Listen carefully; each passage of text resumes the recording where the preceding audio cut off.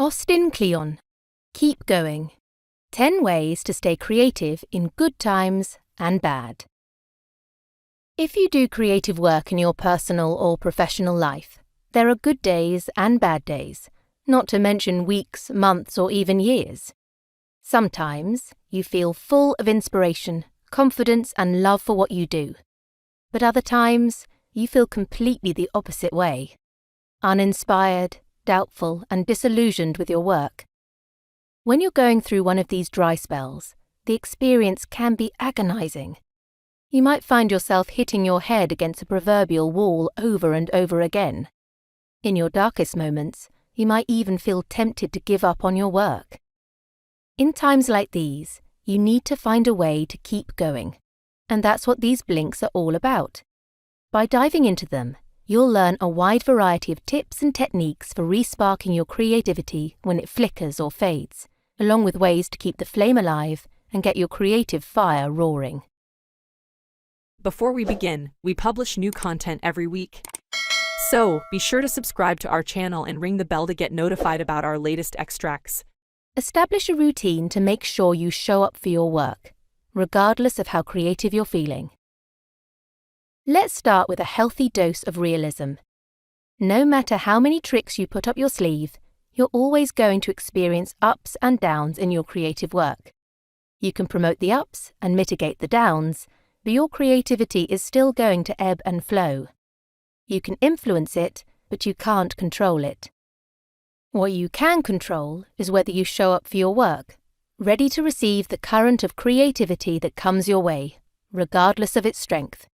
It could turn out to be a mighty rush or a pathetic trickle. But either way, you have to be there in order to harness it as best you can. And you have to keep doing that day after day, metaphorical rain or shine. After all, there's no chance of having a good work day if you're not having any work days at all. To make sure you show up for your work, there's a time-tested solution that's been the key to many creative people's success: establishing a daily routine. Yes, that means following a work schedule, but it can also mean having certain habits and rituals that help you get into the mood to do your work. There's a wide range of possibilities. Sylvia Plath wrote early in the morning, before her children woke up. Franz Kafka wrote late at night, after his family went to sleep. John Steinbeck sharpened a dozen pencils before sitting down to write. Goethe smelled rotten apples to get his juices flowing. Hey, whatever floats your boat. Just remember, it's your boat you need to float. There's no one-size-fits-all solution here. Your routine needs to be tailored to your specific needs, circumstances, and personality. When do you have time to do your work? Are you a night owl or an early bird? What gets you in the mood? In designing your routine, these are the sorts of questions you'll have to answer for yourself. Now, if you're a free-spirited creative type, the regimentation of a routine might seem rather off-putting at first. But look at it this way. The point of a routine isn't to take your freedom away. To the contrary, it's to give you the freedom to pursue your creative passions. A routine secures you a regular period of time for creative work, protected from the busyness of the rest of your life. Disconnect from intrusions to give yourself the time and space to do your creative work. If you want to do creative work, you need time and space to focus on it. But in today's hectic world, it can be hard to find some peace and quiet. To escape the chaos of modern life, you can follow the lead of writer and literary scholar Joseph Campbell and build what he called a bliss station. In its most tangible form, a bliss station is a silent and secluded place where you go to do your work, perhaps a special room or a garage. But if you don't have access to such a place, you can make your bliss station a time of day, rather than a specific location. For example, on weekdays, maybe there are a few hours when you're home alone. With everyone else gone, you can bliss out at your kitchen table. Whether it's a time or place, the key is to treat your bliss station as something sacred. No disturbances allowed. That means disconnecting from the intrusions of modern life. How do you do that? Well, here are 2 tips that apply not just to maintaining the sanctity of your bliss station, but also to protecting your creative time and energy in general.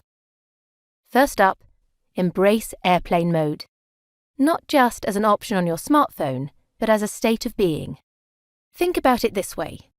When you're on an airplane, you're stuck in a closed environment with a lot of time on your hands, and no social media or texts to fill it with.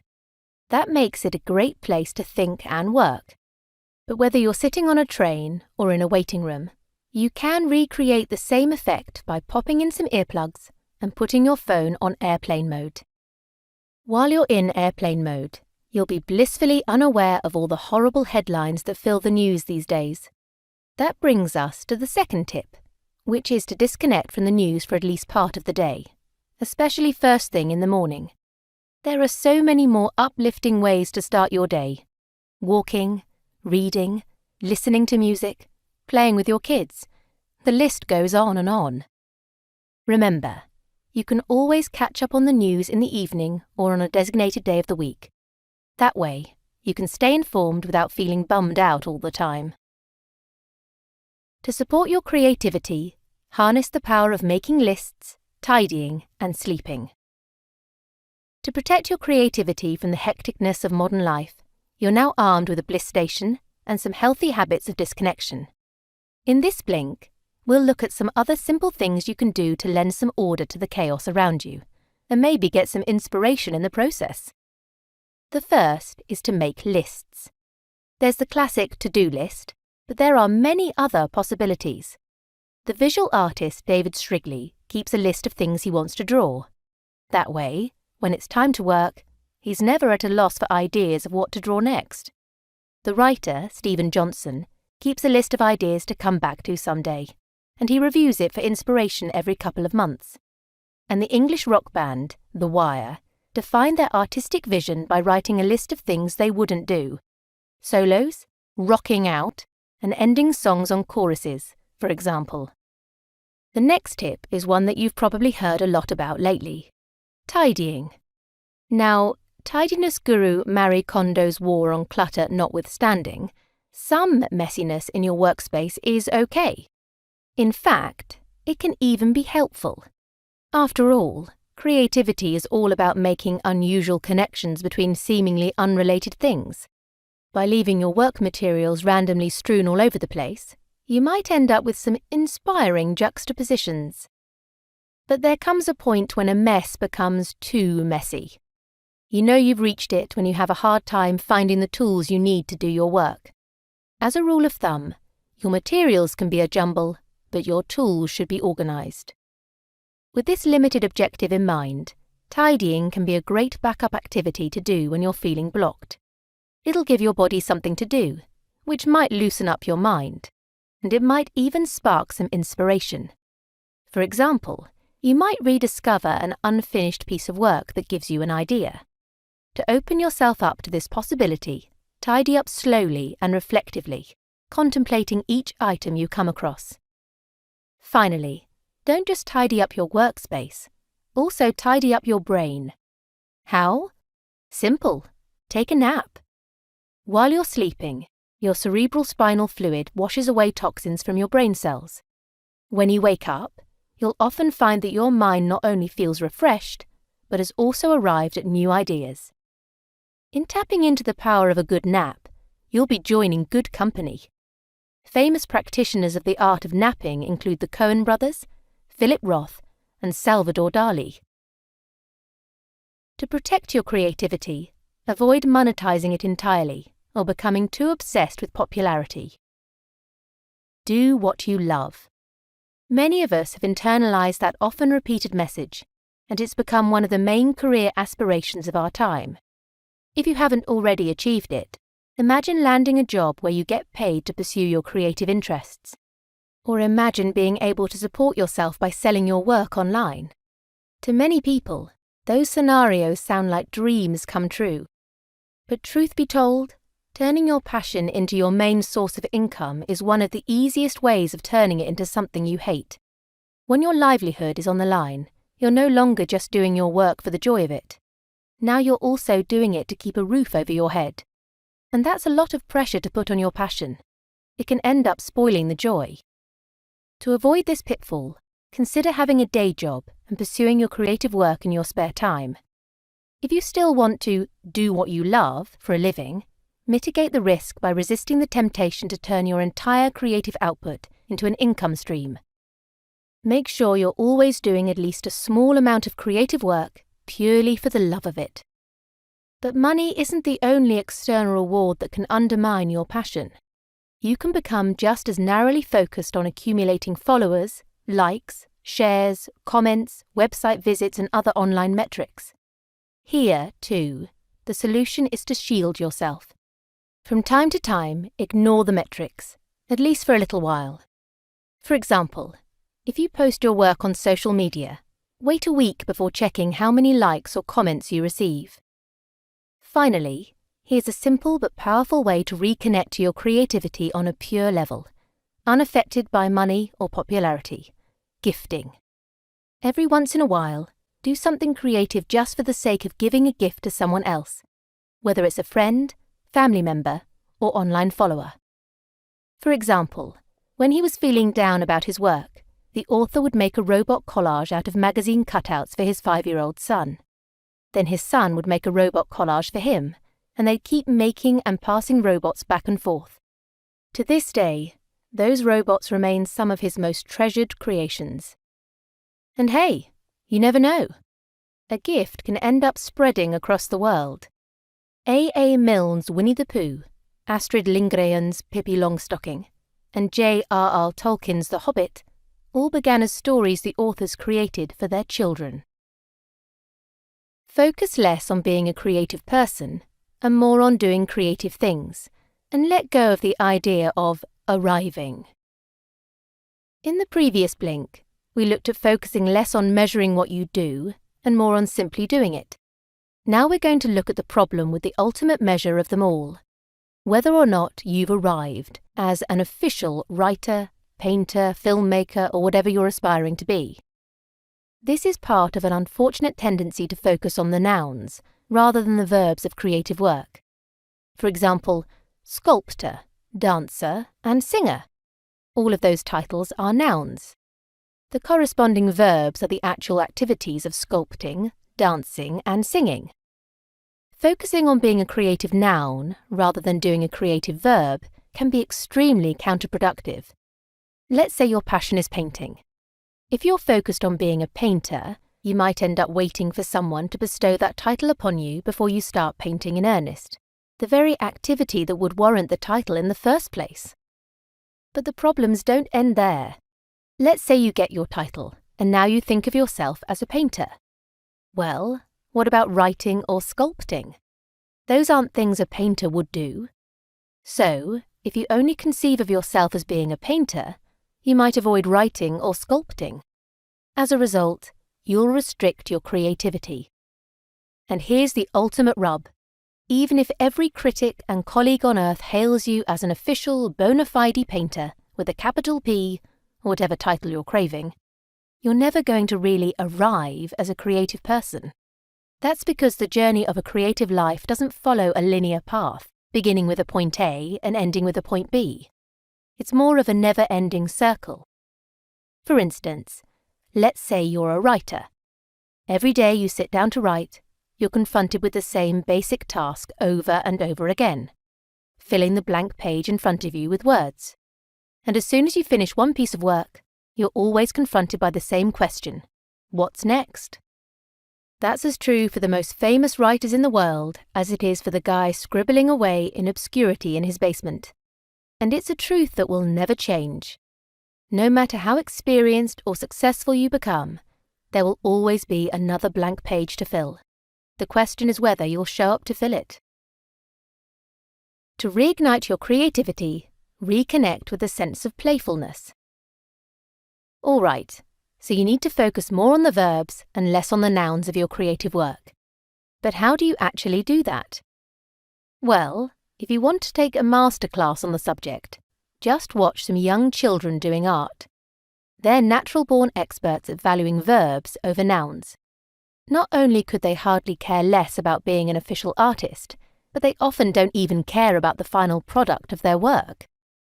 The author's son Jules provides a case in point. When he was 2 years old, Jules loved to draw. Emphasis on the verb draw. He didn't give a fig about the final product, the drawing, which is ultimately just another noun, a thing, rather than an action. Once he was done with the drawing, his father could hang it on the wall or throw it in the recycling bin. It was all the same to Jules. Why the indifference? Well, for young children, art is a form of play. And play is something we do for its own sake, rather than the sake of something else, like results, money, or praise. When we're playing, these external considerations become beside the point. By tuning them out, we're able to focus solely on the activity at hand.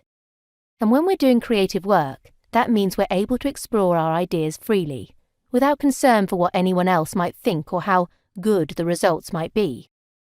That's why a childlike sense of playfulness is one of the keys to creativity. To foster this sense of playfulness, try creating a piece of work and then immediately destroying it. Is it digital? Delete it. Musical? Don't record it. Physical? Throw it away, or even burn it if you're feeling especially dramatic. The point is to detach yourself from the results. You can take this one step further and purposefully make a piece of work as bad as you possibly can. Draw the most hideous drawing. Sing the most annoying song. Write the most banal poem.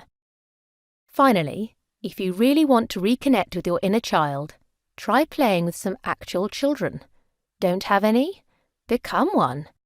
For example, like the writer Lawrence Veschler, you could pick up a set of building blocks to play with whenever you feel a creative escape. What better way to work through a mental block than some actual physical blocks? You don't need an extraordinary life to do extraordinary creative work. Imagine if you could magically make your life 10 times cooler than it actually is. Your neighborhood, your home, your workplace, your friends, every element of your day-to-day reality has been instantly upgraded. If you could live that life, do you think it would take your creativity to the next level? Do you think the ordinariness of your current reality is the main thing holding you back? Many people fall into this trap. They think that if only their circumstances were more extraordinary, their creative work would be more extraordinary too, as if the one depended on the other. But there are plenty of great artists whose boring lives provide living proof that you can do remarkable work in even the most unremarkable circumstances. Not only that, but you can mine those very circumstances for your creative material, finding the magical elements hidden inside the mundane aspects of everyday life. The comic book writer Harvey Pekar provides a case in point. He spent most of his adulthood working as a file clerk at a hospital in Cleveland, Ohio. But not only was he able to write incredible comic books despite his lackluster job, he used that job as his source material for his books, collecting stories about his workplace experiences. Wherever you find yourself, there's magic if you look for it. But, by the same token, you have to actually look for it in order to find it. And that means paying close attention to the world around you. That's how you can notice the special little details that people would normally overlook. Unfortunately, modern life encourages us to spend most of our time rushing around, practically oblivious to our surroundings. To get into the habit of slowing down and paying attention to them, here's a simple exercise you can do. Just get a pencil and a sketch pad. Sit down and draw something at an art museum or in your immediate environment. Take your time and study your subject closely. The art critic, Peter Clothier, advocates spending an entire hour just looking at your subject, before spending another hour drawing it. You don't have to go quite that far, but the point is to really slow down. And don't worry if you're not any good at drawing. This exercise is for anyone. After all, the objective isn't to create a beautiful picture, it's simply to practice your observation skills. If your creative work is making you or other people miserable, it might be time to step away. When you notice you're doing something that's making you or the people around you miserable, what should you do? In your personal life, the answer is obvious. Reevaluate your behavior and try to change it for the better. That's just as true of creative work, despite an unfortunately popular myth to the contrary. call it the myth of the tortured artist. According to this myth, if you produce great art, it somehow compensates, excuses, or even necessitates unhappiness. You can fall into addiction or be a total jerk to your family. It doesn't matter as long as your work is amazing. Indeed, the darkness in your life can even be a good thing for your creativity. It gives you some demons to wrestle with. But besides just being a dubious way of thinking about morality, this is also a totally wrong-headed way of looking at our creative work. Ultimately, the point of that work is to make our lives better. After all, if it's not increasing the total of happiness in our lives, what's the point of doing it? To put the point another way, our creative work is something that's supposed to serve our lives, not the other way around. If you're sacrificing other people's happiness or your own well-being on the altar of creativity, you're getting the whole purpose of it backward. And in that case, it's time to do some serious re-evaluation. Remember, you don't have to do creative work. From volunteering at a soup kitchen to tutoring kids in math, there are many other worthwhile things you could do with your life. If it's become a source of misery, maybe you should step away from your work and try out some of these alternatives, at least for a spell. The central message of these blinks notwithstanding, you shouldn't keep going if where you're going is down a hole, especially if you're dragging other people down with you. Now, if you're just struggling through a rough patch and your creative work is usually a source of joy, then yes, by all means, please keep going. Hopefully, the tips you've learned in these blinks will help you out. Just remember, the world needs another good friend, parent, mentor, citizen, and overall human being, a lot more than it needs yet another tortured artist. Take care of yourself and the people around you, and keep going toward the light, wherever it might be. The key message is that our creativity will always ebb and flow, but there are many things we can do to revive, protect, and promote it. Establishing a routine, disconnecting from distractions, and making lists can help us focus on our work, make sure we show up for it, and give us some direction with it. Tidying up our workspace, taking a nap, and stopping to pay attention to our surroundings can help us find inspiration. And gifting our work, avoiding fixations on money and popularity, and reconnecting with a sense of playfulness can help us remember the ultimate purpose of creativity, which is to make our lives better. Want some more helpful advice? Then take a walk. When you're stuck on something, or just feeling down about your work, your life, or the world at large, there are a few things that can help you clear your head, gain some perspective, and reinvigorate your spirits better than a good walk. By removing yourself from the screens and busyness that dominate modern life, and by getting yourself outside and moving at a leisurely pace, you're giving yourself a solid block of time to think through your problems, reconnect to your senses, and observe all the good things that are still happening in this world. Even if your mind is troubled, and the headlines are terrible, the birds are still singing and the clouds are still rolling overhead. While enjoying their company, you'll be following the footsteps of Henry David Thoreau, Friedrich Nietzsche, Wallace Stevens, Charles Dickens, Ludwig van Beethoven, Bob Dylan, and many other creative thinkers and artists who have known and praised the value of a nice walk. Have you got any feedback for us? Because if you do, we would love to hear what you think about our content. Just share your thought or book recommendation on the comment section and be sure to subscribe and ring the bell to be notified about our latest extracts. Thank you and have a great day.